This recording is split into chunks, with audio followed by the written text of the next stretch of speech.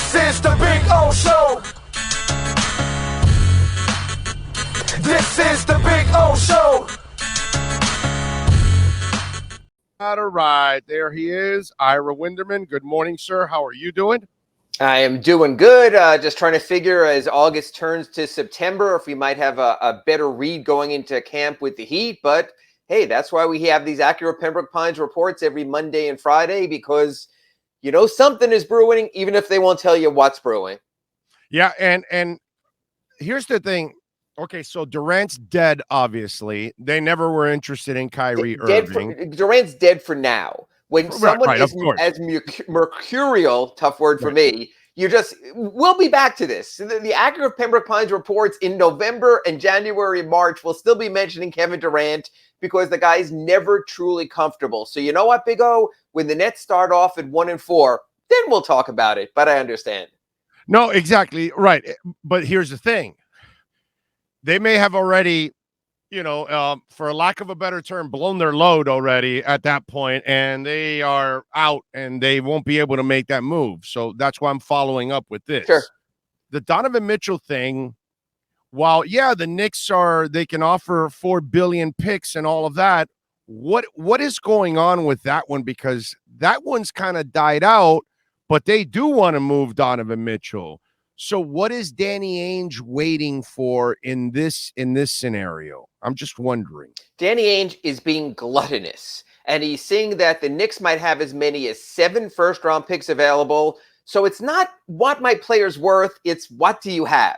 So he's playing this game and trying to play off other teams against the Knicks, because I don't think there's a better package out there, especially if RJ Barrett is involved. And it's just a matter of they're playing liar's poker with each other. You know, Big O, that's actually a trade. There's so many trades we look at, and you'll go to me, Ira, who won this trade? And I would look at a Knicks Jazz trade and going, if the Jazz get picks, that's what they want. Once they did the Rudy Gobert trade, they want picks.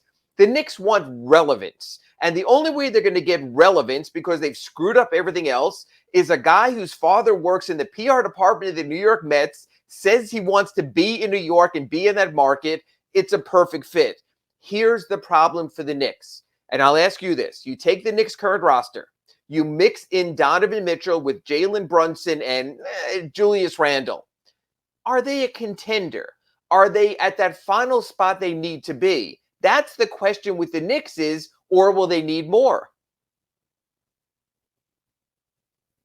And so I think when you look at it, I think that's the biggest problem there is where do the Knicks stand and sort of what's going on with them and how do they move forward in that situation? As I try to figure out if Big O is frozen or if I have frozen on this end. So, hey, Sean. Let me turn my mic on. I'm sorry. You have not frozen. Sean, Apparently, and he dropped off. So let me try. Okay, you know what? I'll continue to pontificate. You let me know when Big O is back. I will. Anyway, so that's where I see the situation going right now when people go, what's going on with Donovan Mitchell? Part 2 of all of this, as we continue with our Acura Pembroke Pines report, is this. Is how much, if you're the Miami Heat, are you willing to give up to try to counter what New York can offer? And you can make an argument, hey, the Heat do not have the draft picks the Knicks do, but a lot of the Knicks picks are protected. That's the ones they got around the NBA draft in June, and that's what they're trying to offer because they know down the road they have the potential to be terrible. If the Knicks offer unprotected picks, you're not going to get better value because the value right now for Miami Heat picks are a team that's perennially in the playoffs. When they don't make the playoffs, they wind up at the back end of the lottery. We've seen that already. With Tyler Hero and with Tyler Hero and Bam Adebayo being number 14, number 13 picks, you're only going to get certain quality. And what I addressed today at AskIra@SunSentinel.com, it's posted now, is this. How much more if you put Tyler Hero into play, a player who has very similar statistics as Donovan Mitchell with 2 other factors in play there. Tyler is, even though he has those short arms, he's longer. He's 3 inches taller than Donovan Mitchell. And he's younger. So you have 2 factors in play there also. So again, you might say, hey, Donovan Mitchell is widely regarded as the better player by NBA executives, those who know it. Fine. The question is how much better? Is Tyler Hero and 1 first-round pick enough, or is it too much for a Heat perspective?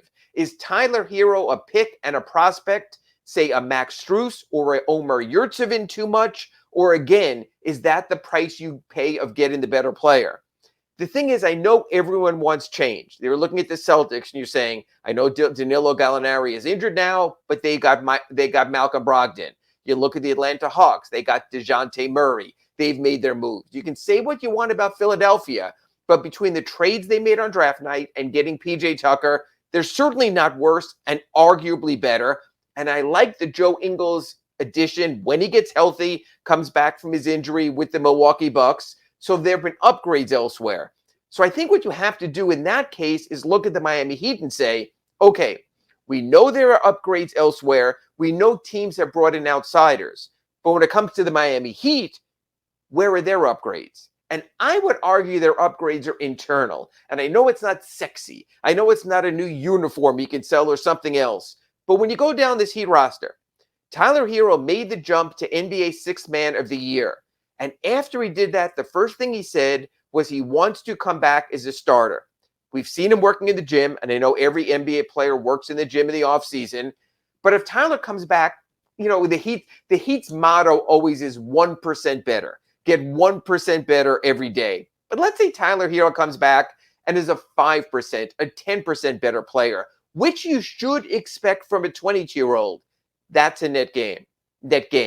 Victor Oladipo has not participated in an NBA training camp right now for the last 3 years because of his knee and quadriceps injuries. So you would think no matter what, a player getting a full training camp, being with the team for a full season, and a team knowing who that player is for the last year and a half, that has to be a net gain. So you have two things right there. We've spoken about Bam Adebayo and what he can be and how he can add to his game. And again, sometimes players are, especially when you get in that 25, 24-year range, they are who they are, which is still pretty good with Bam Adebayo. But we did see at the Miami Pro League this summer, he went out there, he shot jumpers, he shot three-pointers. You at least have a player who is working to get his game better. So you have that factored in there also. That's a possible net gain. And then just before I came on here to do our Acura Pembroke Pines report this Monday, I was watching Bill Simmons' podcast. He had Justin Tremaine on from NBA Radio. And they were talking about one of their real concerns about the Heat is Kyle Lowry and how he fell off the face of the earth and looked bad in the playoffs. Two factors there. Soft tissue injury. He had the injury going into the playoffs, and it continued through the playoffs. He missed time in the first two series. So you have to understand that was not Kyle Lowry 100%. Two, the Pat Riley challenge. Pat Riley was very sort of, he touched in the corners there for a while, and then he came out and said how Kyle Lowry has to come back in better condition. And I know for a fact that pissed off Kyle Lowry. And a pissed off Kyle Lowry is actually a better Kyle Lowry because he has a point to make. He missed time because of the family situation, which still will have to be monitored this coming season. But when you look at it right now with Kyle Lowry, you know he's coming back as a player with a chip on his shoulder. This reminds me of when Tim Hardaway had that weight clause in his contract for 1 year, had to go for those weekly weigh-ins to collect a paycheck. And Tim Hardaway wanted nothing more that season but to put into Pat Riley's face how he was going to overcome all those comments and he was going to show that he could be the better man. I think you're going to see that from Kyle Lowry also. So it comes down to this. An upgrade from Tyler Hero, having Victor Oladipo back for the entire season and the entire preseason and an entire training camp. Bam Adebayo, who has taken steps over his career, making the same growth. So that's why, Big O, to get back to your point about one, do they make a move for Donovan Mitchell? And two, do they make a move because they have to make a move? My thought is this, Big O. There is plenty of room for growth from within. And that's not sexy. And that's not, like I said, a new jersey to sell. But you know what? There is enough from this Heat roster that for people like Bill Simmons and Justin Tremaine to say, this team's not even a playoff contender anymore. It's like, come on, that's just knee-jerk. Okay, so now I was checking out your Ask Ira, and your Ask Ira made national headlines because of Montrezl Harrell. And then the two words that it bothers me, luxury tax. And I just, it's like, Mickey, I love you, brother, but I don't care about luxury tax, bro. You're a billionaire. I don't care about luxury tax. But here's my problem with this. So Okay. we're down to Montrezl Harrell. We're not gonna go get Miles Turner. We're not gonna go get John Collins. You're going to try to get players like that, but if there are better offers, for example, Big O, the Miles Turner trade, which I am all in favor with. Matter of fact, I'm writing another Ask Ira for the Sun Sentinel tomorrow about it because I find him to be sexy as a player. As a man, I'll leave that to others. What the Lakers can offer would be Russell Westbrook, contract ballast, just garbage. Okay, I understand that. But Cap two space. Lakers first-round picks in 27 and 29, if they're unprotected, could be the first pick in the draft, could be top 5. I think the Lakers post-LeBron, just like the Lakers post-Shaq, post-Kobe, can be garbage. I don't think they have the culture to sustain. Those are sexy picks. So you could say, well, the Heat could offer their 26 because cap space doesn't mean anything to the Pacers. It doesn't mean anything to any of these teams involved. Right. The Pacers, right, because they're not going to lure free. Cap space means something to the Heat, to sexy teams, but not to the Pacers. No, and I agree. So the Westbrook contract is just something you have to get to balance Miles Turner and Buddy Hield, and I get that. Right. The Heat offer could be Tyler Hero if you want it to be, and I would accept that. It would be the balance in Duncan Robinson's contract. The problem is this, Big O. Russell Westbrook is a one-year headache. He's $40 million this year, and then he goes away, and you don't have to worry about it. Duncan Robinson's contract matches up with Miles Turner's contract, salary for salary. Miles about $18 million, Duncan in that same range. But Duncan has 3 more years after this left. And this is going to scare you. I don't want to scare you first thing on a Monday morning in our Acura Pembroke Pines report. Next year, Duncan Robinson gets paid another $18 million. The year after, let's take a deep breath here, my friend, and breathe slowly, $20 million. And the year after, Duncan Robinson earns $20 million. So you're not just taking on Duncan for the matching salary and 2 draft picks this year. You have to eat that money. Among the reasons the Pacers are being linked to trades for Miles Turner is this. He's an impending free agent after this season. You always make this risk-reward valuation. Do I want to have to pay this guy, or do I want to start clean? Do I want to start over with my draft choices and go in another direction? So if you're worried about paying Miles Turner the money, why would you take on Duncan Robinson's $58 million after this season? The only reason I would say is because if you do believe he's a good shooter, we now have him locked in for 3 more years, and he's not going anywhere, and he's our guy, and we can't keep people here anyway. And you still are risking, no matter what draft pick you get, the draft pick doesn't mean anything because you don't know what you're going to get in that player. So you've already gotten a proven shooter, one of the best shooters in the NBA. So if you're the Pacers, you're getting a guy that you get to that's the luxury part of it. The picks aren't going to be as sexy because obviously Miami picks are always going to be in the latter half of the first round. But the Pacers have actually done a pretty decent job with those latter picks at times. So, I mean, they're a team that maybe can have you can have success both ways. Let's take the guy that we know can shoot now, and then maybe we could do something with those picks down the line. All right, so let me throw this one at you because we do this twice a week on our Acura Pembroke Pines report. So let's say Tyler Hero, Duncan Robinson, and 1 first-round pick for Miles Turner. Orlando Alzugaray, new assistant general manager to Andy Ellisberg. You making that deal? You said, say that again. What was it again for Miles Turner? Duncan Robinson and Tyler Hero for cap purposes. Plus, I'm going to limit it to 1 first-round pick. Would you make that deal if you're the Heat? In a heartbeat. And again, and I know your big O reasoning is because, of course, you have Victor Oladipo here anyway. You have Strus. I have Caleb. I have Strus. I need the length. I need the rebounding. I need the defense, and I need a stretch 4. And that's exactly why I want Miles Turner, because he can play on the court with Bam because he can shoot the 3. We can't put 2 big men on the floor that can't shoot. That doesn't make any sense. But Miles Turner also gives me that element too as a stretch 4, in other words. And I agree with you. So the point I made in my Ask Ira at sunsentinel.com was this. I'll go into the luxury tax if that trade puts me there, because that's a significant gain. I will go into the luxury tax for Kevin Durant if that was possible. I will go in the luxury tax for Donovan Mitchell.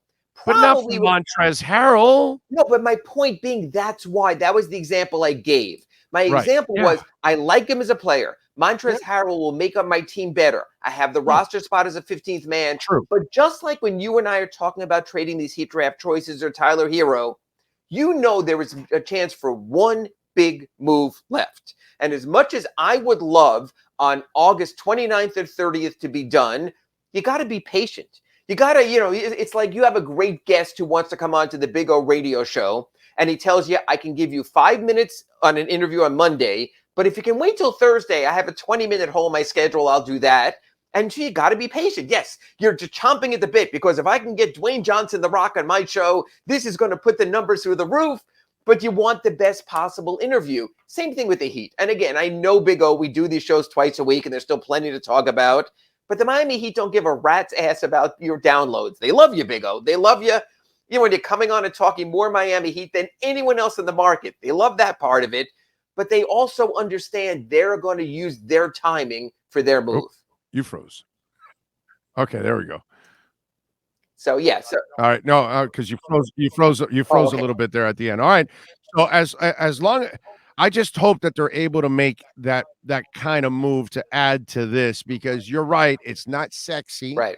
It is very possible to improve from within because there is room for improvement for several players on this team.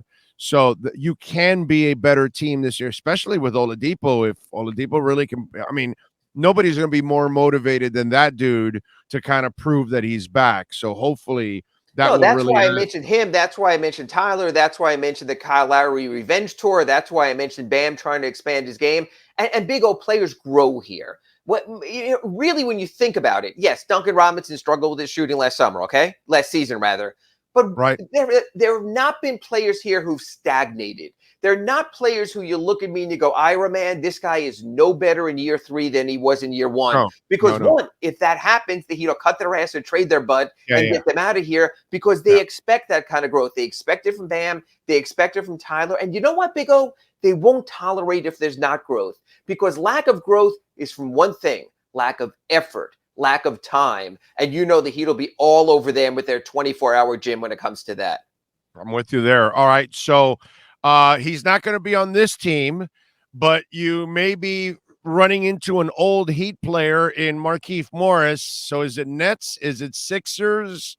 Where's Markieff going? And good riddance to him, by the way. Markieff is from Philadelphia, has been playing the Philadelphia Pro-Am this summer. So I think if he had his choice, he'd rather stay home. He's always said he wanted to go back there and play. That's certainly a possibility. They need a certain restructuring. What's interesting, Big O, is this. With Brooklyn, whose role he would step in and take, which is ironic, would be James Johnson's role. James Johnson was let go by the Nets just before the playoffs, so you sort of have another issues player. Let's call him like that. Look, Markieff Morris, I still think could help this current Heat roster just because of the uncertainty with power forward. But I think what he put himself through, and I hope the neck is okay, is one thing, but he also put the Heat through that.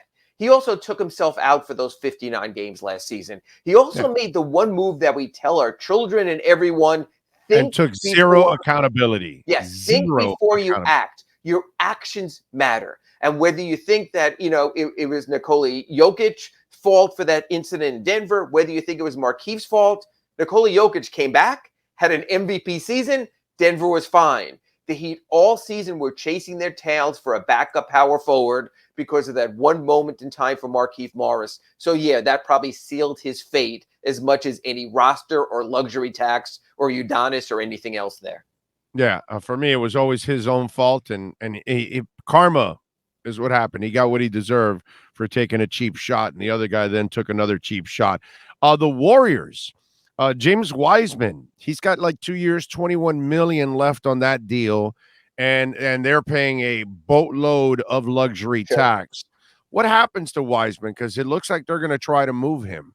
Well, I think that, and God bless the Warriors, they realize they're an in-the-moment team. They survived the Klay Thompson injury. Steph Curry's not getting any younger. It's amazing how long Steph Curry's been around anyway. They have that older roster. They also have to pay Looney's development has been and Kevon Looney's been terrific. Draymond Green is approaching an extension. So while you might be talking about the Heat getting... They're not going to do that, right? They're not going to extend that dude, right? They're not going to give him that crazy-ass money that he can. I think they will, because I think they have taken a familial approach with their mainstays and realize, look, this is not a guy, it's not one, not two, like LeBron with the press conference down here. He's contributed to multiple Warriors championships. But his game gets worse as he gets.